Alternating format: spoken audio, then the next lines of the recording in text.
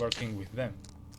And it's easier and quicker to get bugs fixed when working like this, as they usually get in the middle of the way and the only solution is just getting your hands dirty and fix them. This also works well for small features that don't take much time to add. I'm not sure which one I added from working on this level, but it usually starts like thinking, oh, being able to do this or that will be really nice, and ends up with the feature in the editor. Not everything works like this, you know. I actually have an endless list of stuff to add to the editors, but there is always so little time.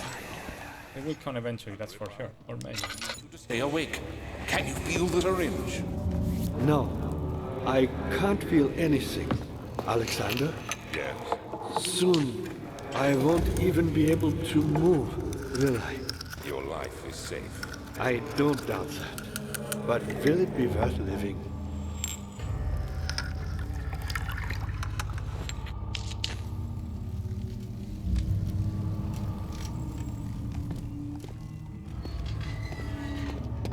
The Agrippa Awaken sequence is inspired by the movie Seven when they find the sloth victim.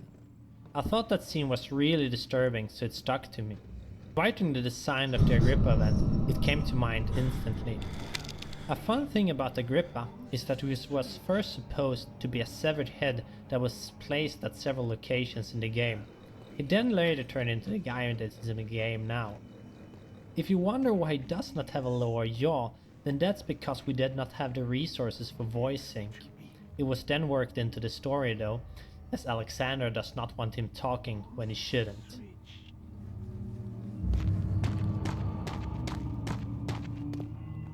I told Thomas that I wanted a character that the player could look at, or at least know that someone was talking to him right now, as in no flashbacks, no ghosts or memories, just something solid the player could depend on being real.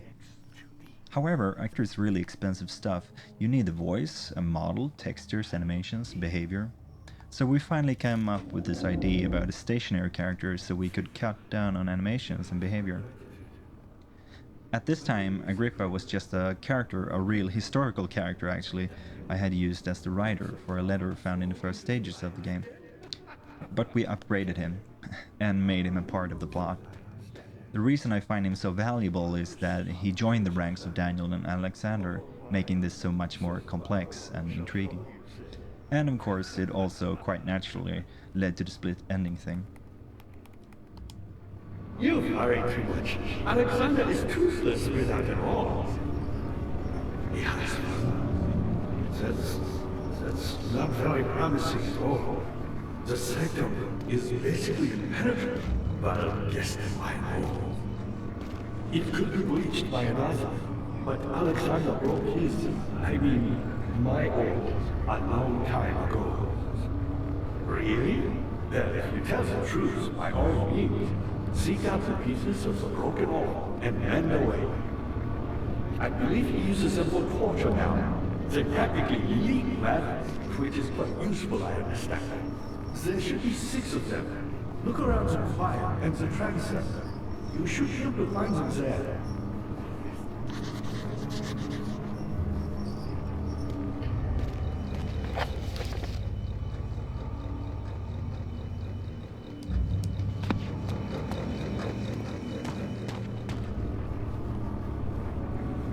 Daddy, I hate to bother you further, but if you're really going after Alexander, would you consider taking me with you? I know it sounds ridiculous. I mean, look at me. But if you find anything concerning a man named Johann Rein, would you please bring it to me? I believe he was working on a way to help me. A recipe for some sort of potion, a tonic, to free me from this husk of mine.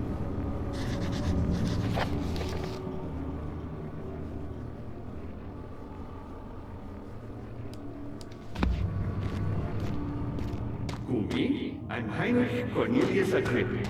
I was once quite important to you. Baron Alexander has sustained my soul in this dead husk for years. Who knows how many? Hundreds, I presume.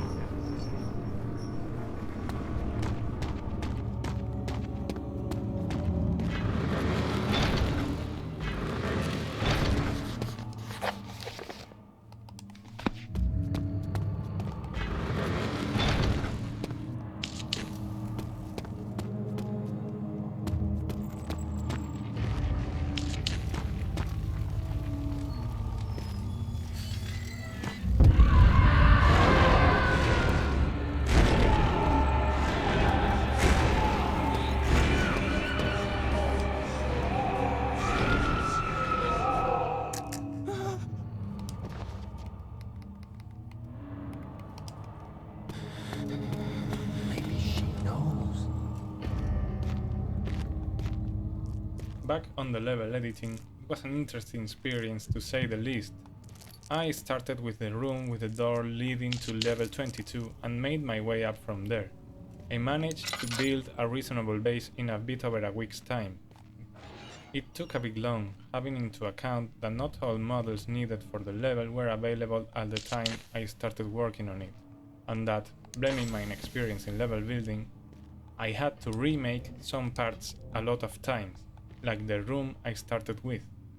It was Marcus who took the level from where I left it, and I must say he did an awesome job. I'm not sure how much of my original work still stands in there, but the final version looks really sweet. I didn't get more level crew assignments after this one, possibly because I am actually more productive in other kinds of tasks, but I'm happy I had the chance to try.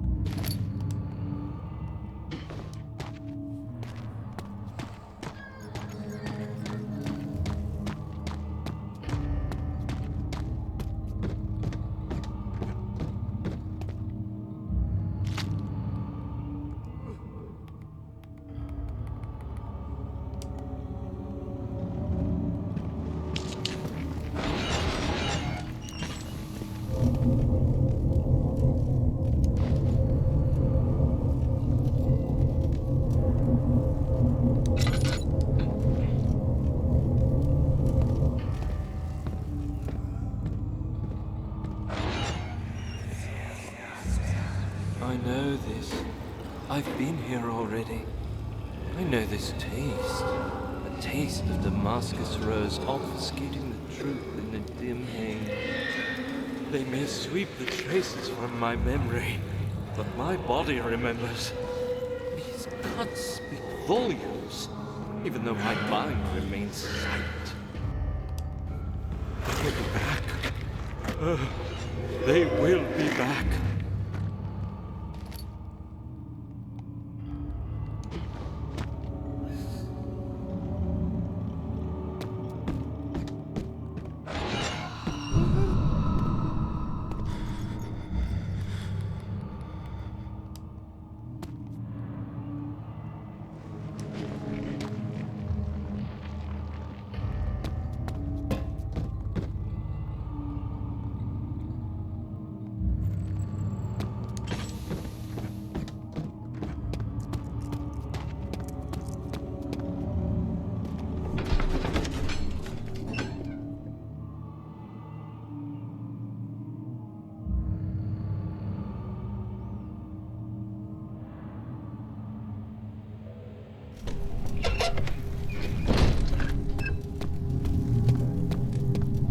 In this level, it is easily done to not see the whole level.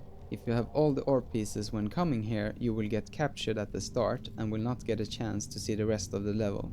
There is a whole area to the east consisting of 2 very detailed rooms, so if you end up being captured on your first visit, make sure to come visit again.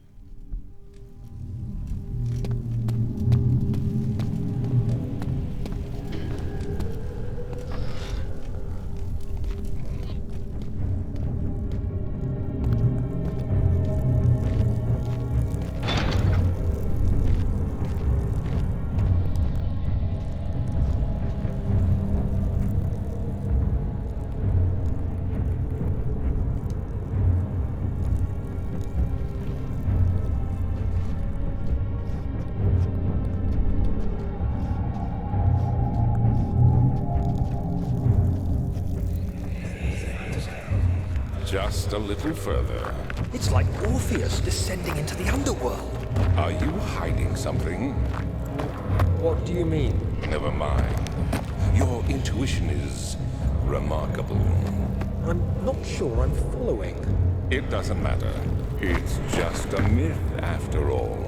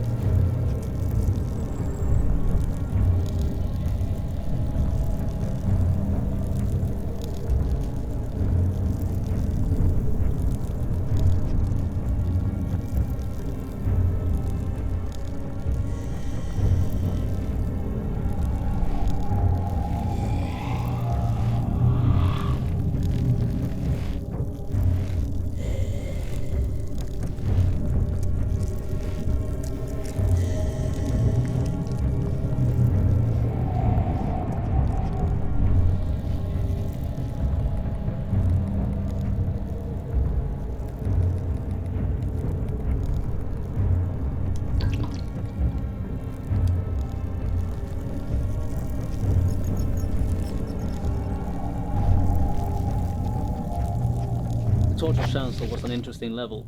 It made a clear break from all the claustrophobic tunnels that make up the majority of our levels.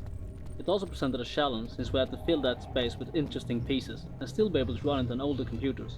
The idea of the level is to give the player a sense of what is to come, and to give them a feeling that maybe all this was here, even before Alexander built his castle. As a contrast to the mystic 12th of shrines, August, we have an electric barrier in the 1839. back of the level. I tried The to... idea and design of this bit is an homage to the movie Event Horizon.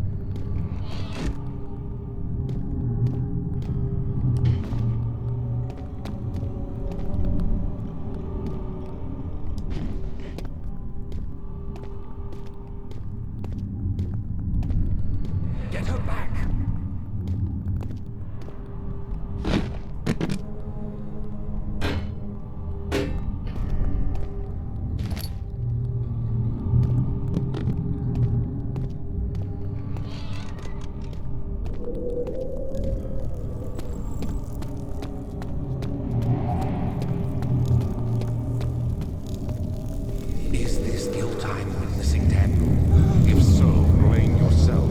You started this. You sent me that letter asking for help, and this is how you repay me? How dare you!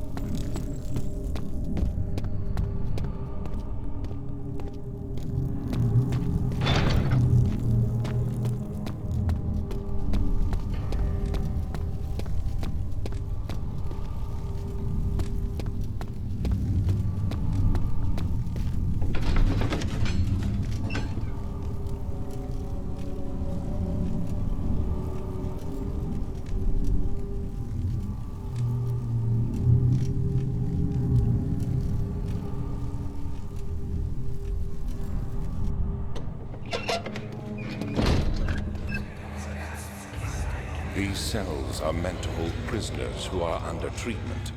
The people you send for will end up here. Remember that the confinement itself works as a preamble to the torture, and you should pace yourself. Don't take anyone before they are ready. Understood. Sounds from the torture chambers are shuttled in through those pipes in the ceiling. Manage your victims well, and let one prisoner's pain instill terror in his cellmate.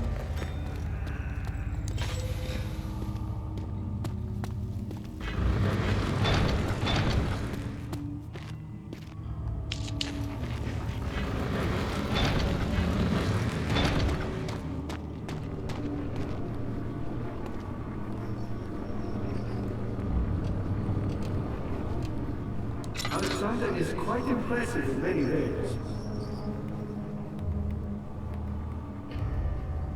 But he has grown impatient.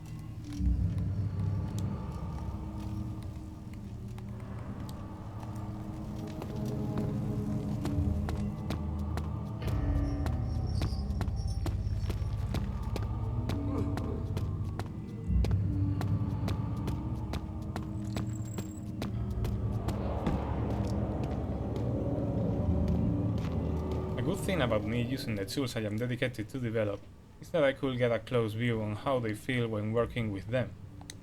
And it's easier and quicker to get bugs fixed when working like this, as they usually get in the middle of the way and the only solution is just getting your hands dirty and fix them. This also works well for small features that don't take much time to add. I'm not sure which one I added from working on this level, but it usually starts like thinking, oh, being able to do this or that will be really nice, and ends up with the feature in the editor. Not everything works like this, you know. I actually have an endless list of stuff to add to the editor, but there is always so little time. They will come eventually, that's for sure, or maybe not. You never heard of Johann Meyer? My God, boy. He's probably the greatest man in history. And you don't know him? Or is it the world has forgotten him?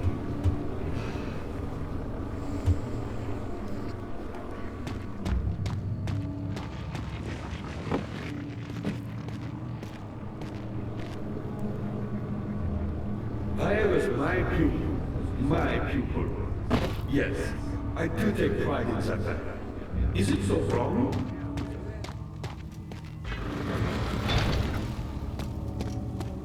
She deserved it, that little bitch.